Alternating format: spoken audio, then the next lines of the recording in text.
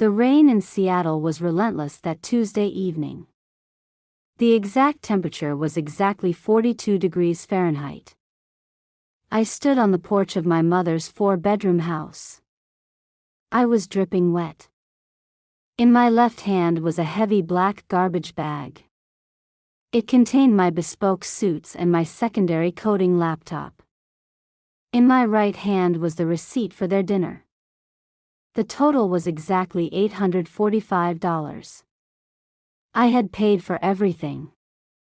My brother Marcus had just locked the front door. He engaged the primary lock first. Then he turned the brass deadbolt. He laughed loudly from the warm living room. My mother chimed in with her signature high-pitched chuckle. They were literally celebrating my sudden eviction. They believed they had outsmarted a cloud infrastructure architect. They assumed my quiet nature meant I was defenseless. They were severely mistaken. They kicked me out because I refused to co-sign. Marcus wanted a $90,000 luxury vehicle immediately. His credit score was an abysmal 492. My score was 815. My mother told me it was my duty. She called me a selfish parasite. She said this loudly in front of 14 family members. She said it right after swallowing her premium sea base. I paid the exorbitant bill and remained completely silent. I did not scream. I did not bang on the solid oak door. Panic is a useless emotion. It clouds logical judgment and slows response times. I simply evaluated the changing variables. I analyzed the digital access tokens currently active. I personally managed the entire family's cellular data plan. I held the master lease on both of their vehicles. I also controlled the automated smart home ecosystem. Every lock and camera routed directly through my server network. I was the root system administrator. They were merely temporary unauthorized users. By the way, what time is it where you are right now? Have you ever stood outside in the freezing rain while your family celebrated your downfall? Let me know in the comments down below. My phone vibrated in my pocket. It was an alert from my monitoring dashboard. Marcus was streaming a movie in ultra-high definition. He was using my account. I smiled into the darkness. Cold competence washed over me. I walked toward my car. The structural audit was beginning. The disconnection would be flawless. I am Elias. I am 32 years old. For the past 7 years, I have been the structural pillar of this family. They never saw me as a son or a brother. I was simply a highly efficient revenue stream. My mother, Helen, cultivated this dynamic early on. She weaponized guilt like a master tactician. Every financial crisis was framed as an unavoidable tragedy. She would weep softly and stare at the floor. Then she would ask for precisely $4,200. It was always for an emergency roof repair or a sudden medical bill. I later discovered the money went to Marcus. Marcus is 29 years old. He has never held a job for more than 11 weeks. He believes he is an undiscovered entrepreneurial genius. His ventures are consistently disastrous. Last year, he launched a drop-shipping business for cheap electronics. He convinced my mother to leverage the house for inventory capital. They lost exactly $38,500. I had to step in to prevent a foreclosure. I liquidated a portion of my restricted stock units. I paid the arrears directly to the bank. I did not give them cash. This infuriated Marcus. He claimed my direct payment undermined his authority as a man. My mother agreed with him. She told me I was being cold and transactional. She said family should trust each other blindly.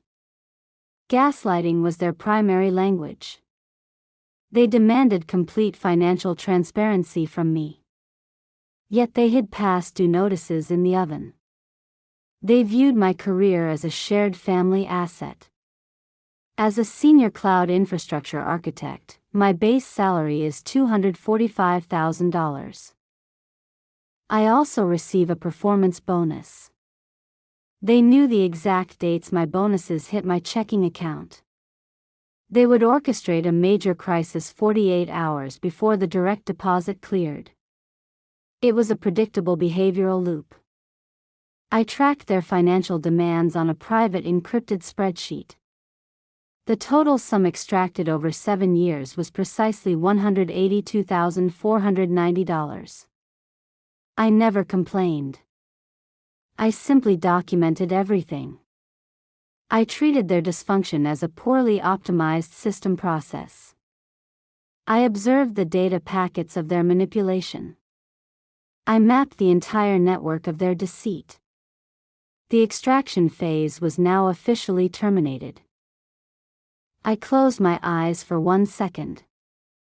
Then I breathed out. It was over. I drove to my temporary corporate apartment in downtown Seattle.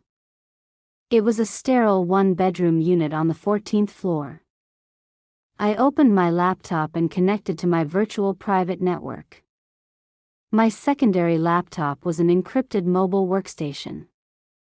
I securely accessed my personal network administrative dashboard. My family had no idea how deeply their lives ran on my infrastructure. To them, the internet just magically worked. The vehicles simply functioned without fail. Their smartphones never ran out of data. They never witnessed my unseen labor. Let me explain the exact architecture of their daily existence. I personally built a custom smart home environment for my mother. I installed a commercial-grade firewall featuring deep packet inspection. Every connected device routed directly through my primary server cluster. I precisely controlled the indoor temperature and thermostat parameters. I managed the biometric electronic deadbolts on all exterior doors. I even programmed the automated sprinkler system in the garden. Marcus drove a leased compact crossover vehicle. The monthly lease was exactly $489. The financial agreement was strictly under my legal name. He also utilized my premium family cellular data plan. It cost $114.20 monthly. He assumed this access was a fundamental human right. They both freely consumed my digital streaming services. I maintained a master password vault using military-grade encryption. I carefully managed their automated payment schedules for utility bills. I was the sole emergency guarantor on my mother's checking account. I possessed the master keys for their entire digital footprint. They foolishly mistook my silent maintenance for permanent unconditional servitude. They honestly thought I was merely an automated cash dispenser. I was actually the central processing unit of their entire reality. I opened the main terminal window on my secondary monitor. The glowing text reflected clearly in my thin reading glasses. I methodically began to map the complex system dependency trees. I isolated every individual service tied directly to my identity. The compiled list contained precisely 47 active external subscriptions. Disconnecting a production server without warning causes catastrophic system failure. The standard industry protocol is usually a gradual, graceful degradation. However, they had locked me out in the freezing rain. They had arrogantly chosen a sudden and complete hard reset. I was simply going to honor their aggressive physical request. I slowly prepared the automated Python system execution scripts. The digital clock on my large external monitor displayed exactly 2:14 in the morning. I carefully pressed the return key on my mechanical keyboard. The first Python script began executing its assigned automated tasks. I watched the command line interface scroll rapidly with bright green text. I was migrating their entire living ecosystem into a zero-trust architecture. This basically means I legally revoked every single digital permission instantly. First, I accessed the secure Central Telecommunications Administrative Portal. I located the specific subscriber identity module assigned directly to Marcus. He was currently consuming massive gigabytes of high-speed streaming data. I highlighted his specific 10-digit cellular phone number. I permanently changed his account network status from active to completely suspended. His cellular connection to the outside world vanished within 3 exact milliseconds. I quickly repeated this exact disconnection process for my mother. Next, I opened the primary banking application secure interface. I navigated directly to the automated clearinghouse scheduled payment ledger. My mother heavily relied on me to automatically pay her local property taxes. I meticulously canceled the pending scheduled transfer of exactly $3,012.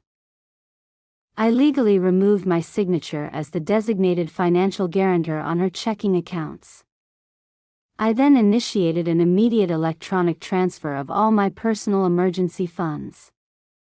Exactly $14,820 moved securely into my private holding account. Then, I analytically addressed the physical automotive asset management. I securely logged into the Commercial Automotive Financing Administrative Portal.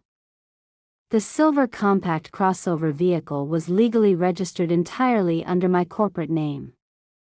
I formally reported the insured vehicle as no longer in my physical possession. I submitted a priority digital repossession request directly to the primary leasing dealership. They would deploy a specialized recovery transport team within 48 hours. This action would legally absolve me of any future collision liability. Finally, I focused entirely on the central smart home management application.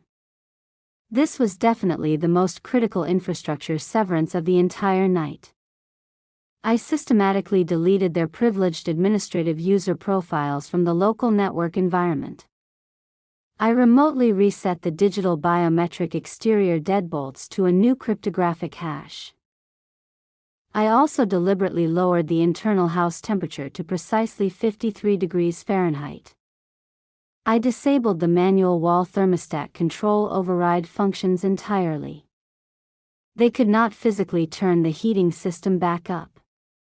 They would simply have to wear a heavier winter sweater indoors. The severance execution script successfully finished its run at exactly 2:27. The dark terminal displayed a final green confirmation message of absolute zero dependencies. I had completely severed my financial existence from their daily manipulative reality.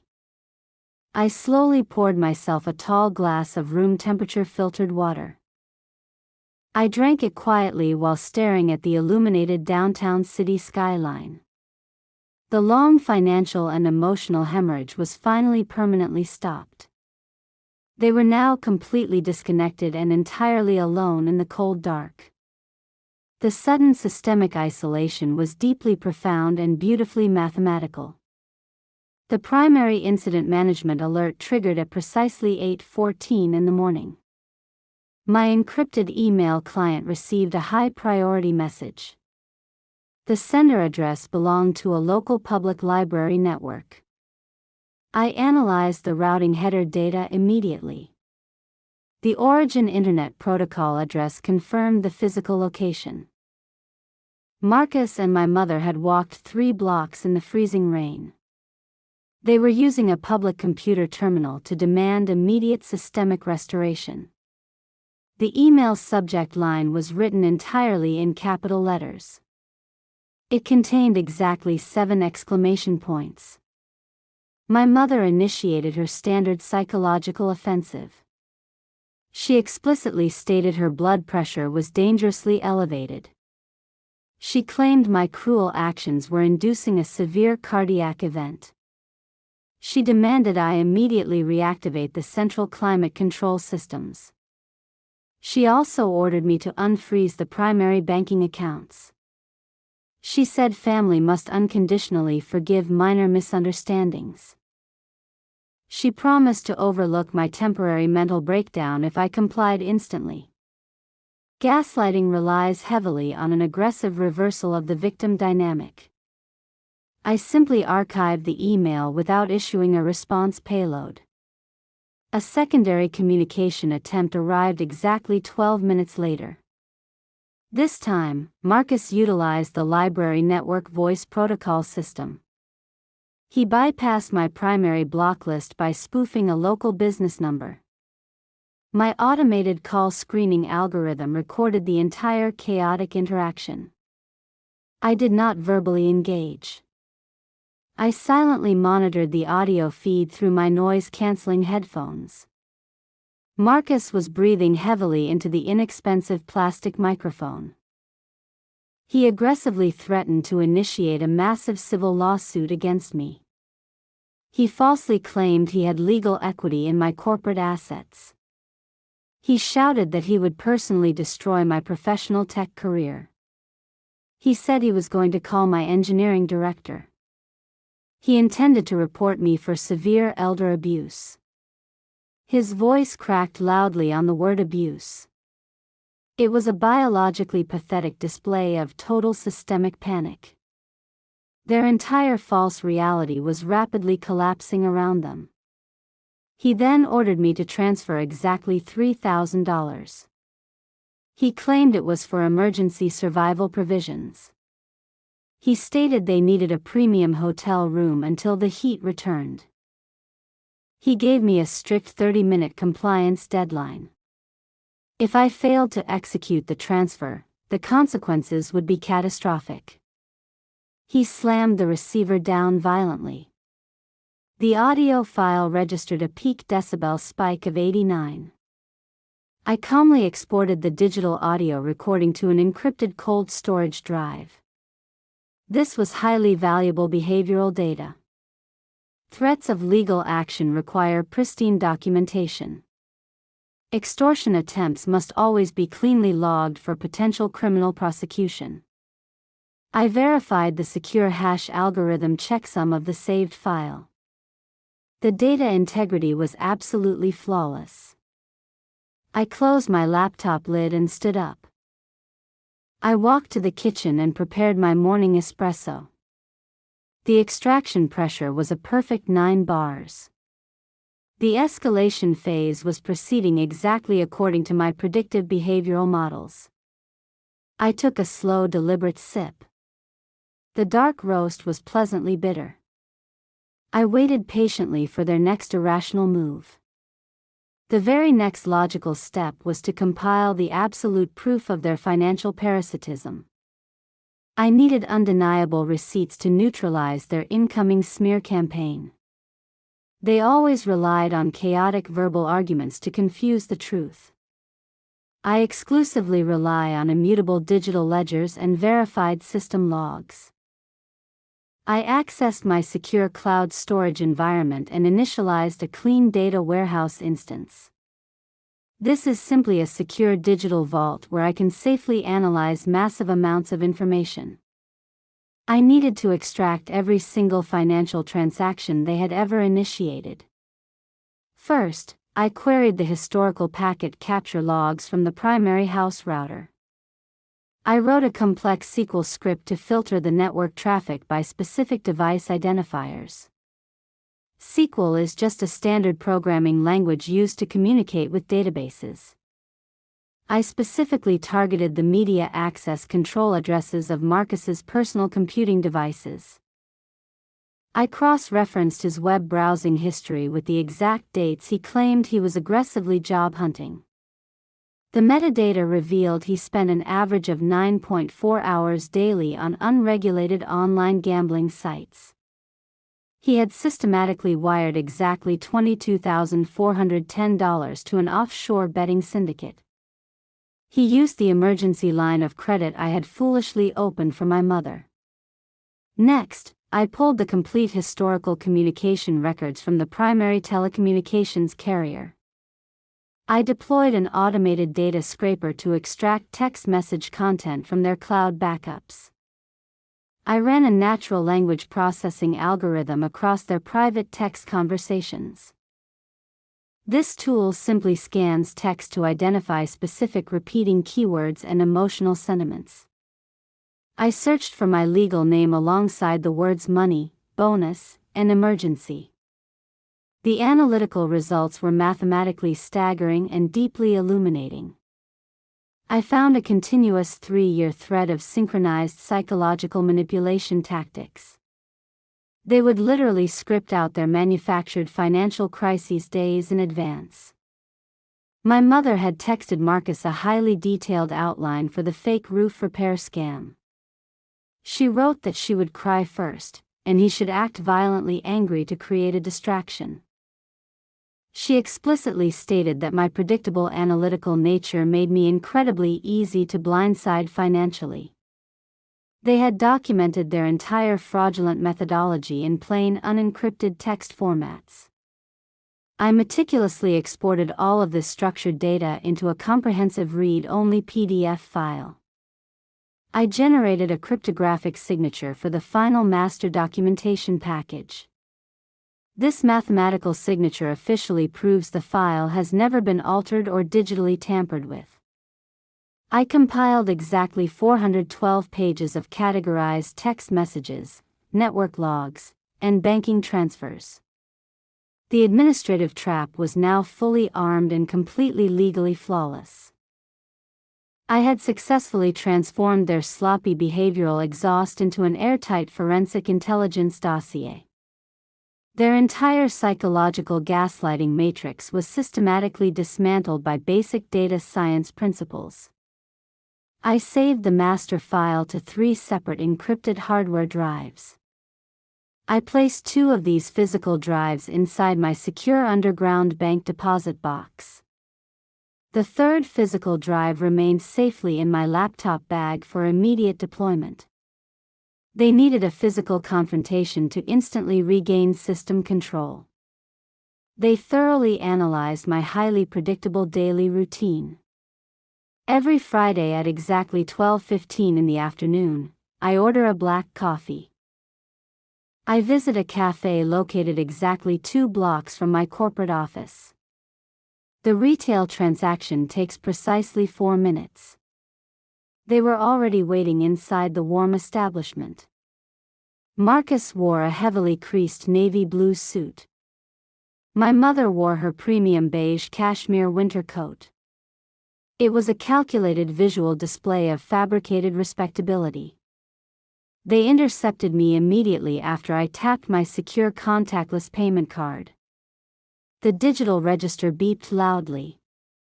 My mother blocked my direct path to the glass exit doors. She placed her right hand softly on my left forearm. Her grip pressure was light but intensely restrictive. She artificially lowered her vocal register to a soft maternal whisper. She said they were terribly sorry for the recent misunderstandings. She claimed the freezing weather had made everyone highly emotional. She smiled weakly and suggested we sit down immediately. She wanted to negotiate a reasonable compromise. It was a classic psychological conflict resolution tactic. They wanted to migrate the conflict into a crowded public environment.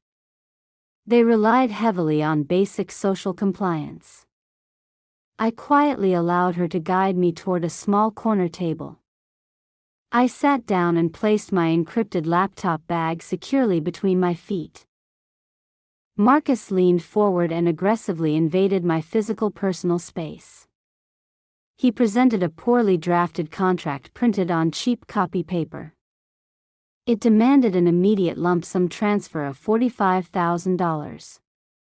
In exchange, they would legally agree to never contact my employer again. They promised to permanently vacate the property within exactly 90 days. He called it a guaranteed mutual exit strategy. He smiled and slid a blue ballpoint pen across the laminate table. I scanned the physical document rapidly. It contained absolutely zero legally binding arbitration clauses. It lacked standard official notarization requirements. It was an analog extortion demand masquerading as a legal settlement. My mother began crying softly to intentionally attract the attention of nearby patrons. She carefully wiped her eyes and loudly whispered that I was breaking her heart. She stated a good son would just sign the paper to save his family.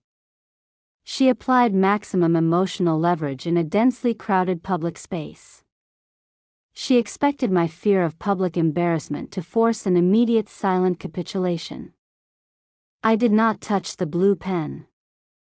I maintained unbroken eye contact with my mother. I calculated the acoustic properties of the coffee shop. The background noise was approximately 65 decibels.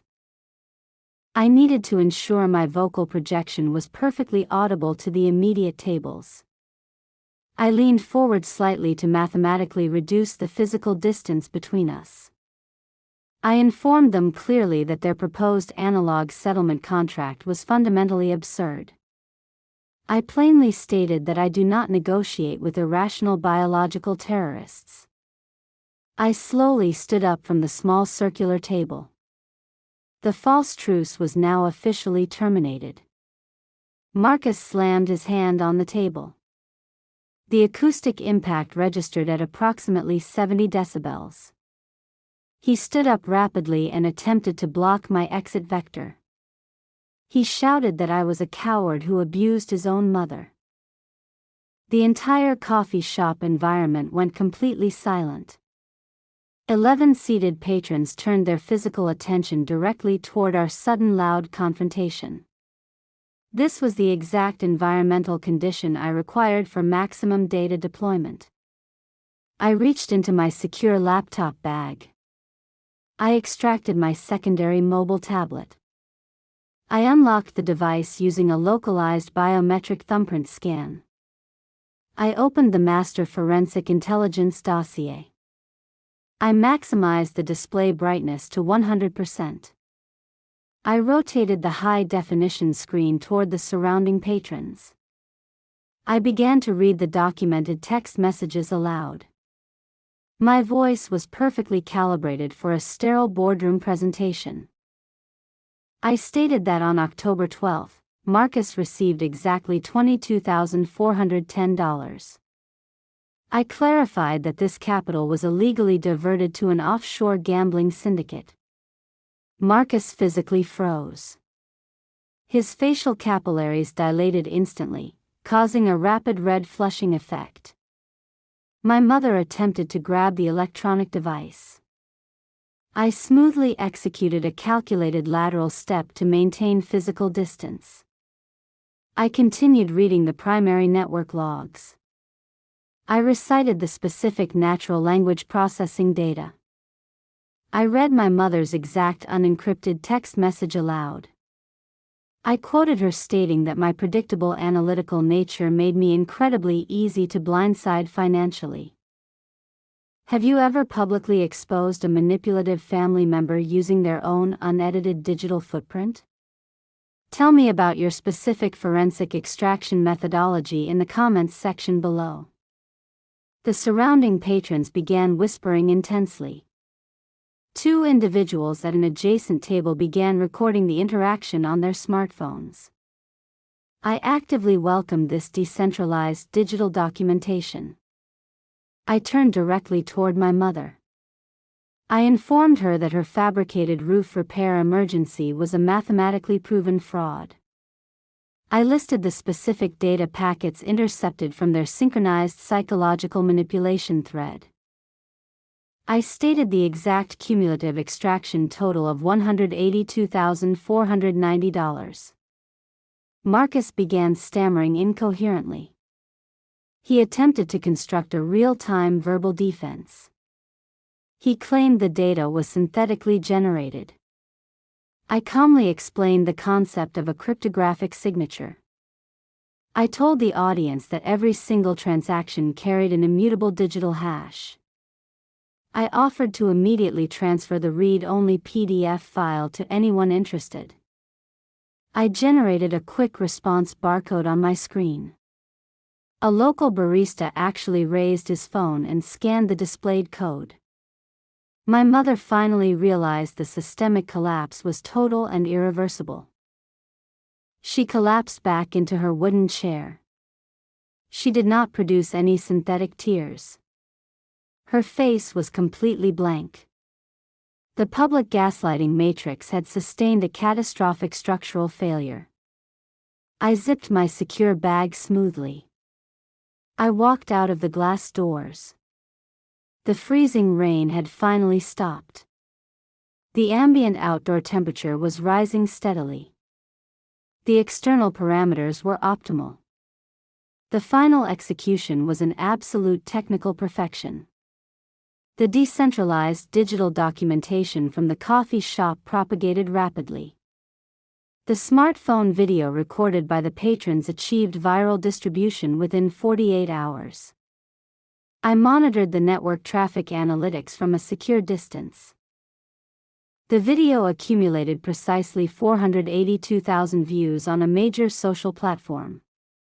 This massive public exposure triggered a cascading series of catastrophic systemic failures for them both. Marcus was the first to experience total infrastructure collapse. His primary source of income was a low-level sales position at a regional logistics firm. The Human Resources Department flagged the viral video during a routine reputational audit. They immediately terminated his employment contract at 9:15 on Monday morning. They cited a strict zero-tolerance policy for public fraud and aggressive misconduct. 2 hours later, the commercial automotive recovery team successfully located his silver crossover vehicle. They executed a physical repossession order at exactly 11:42 in the morning. He watched them tow the vehicle away from a local fast food parking lot. He was officially stripped of all mobility and basic capital generation vectors. My mother faced an equally devastating financial liquidation protocol. The public revelation of the fabricated roof repair scam alerted the primary mortgage lender.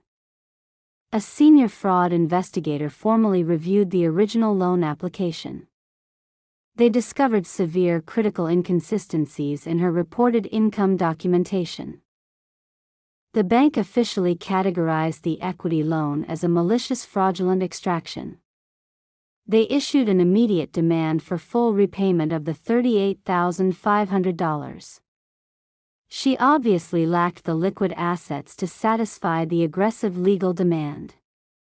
The banking institution initiated a rapid foreclosure process on the 4-bedroom house.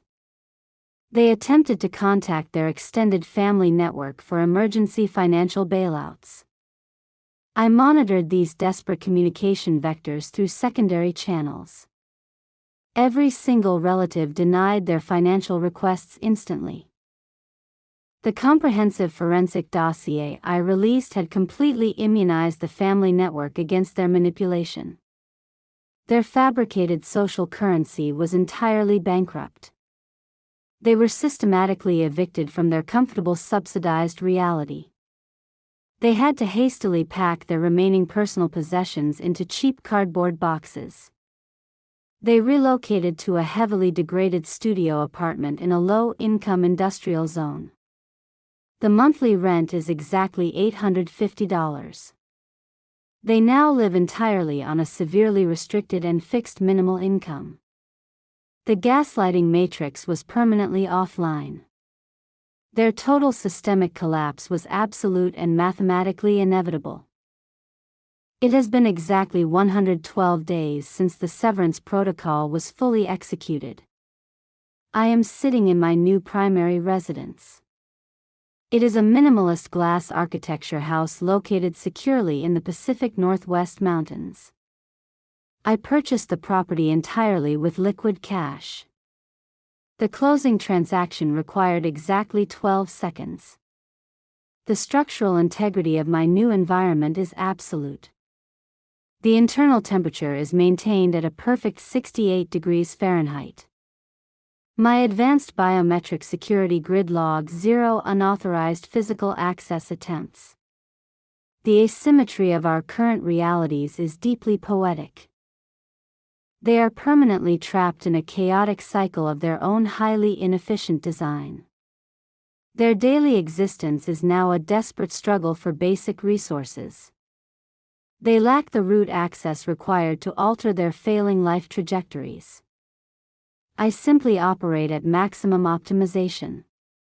I recently received a promotion to Principal Systems Architect.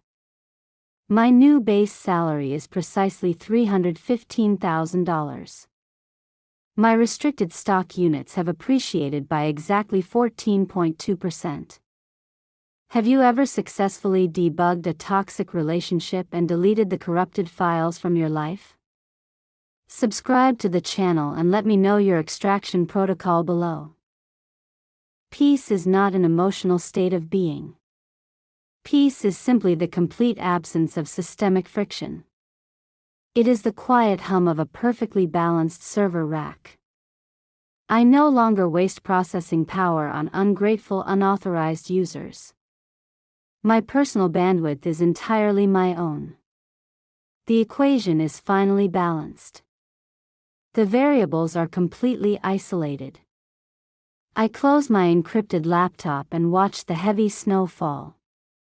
I take a deep breath of perfectly filtered alpine air. My pulse remains remarkably steady at exactly 60 beats per minute. The biological vulnerability has been successfully patched. The system runs flawlessly.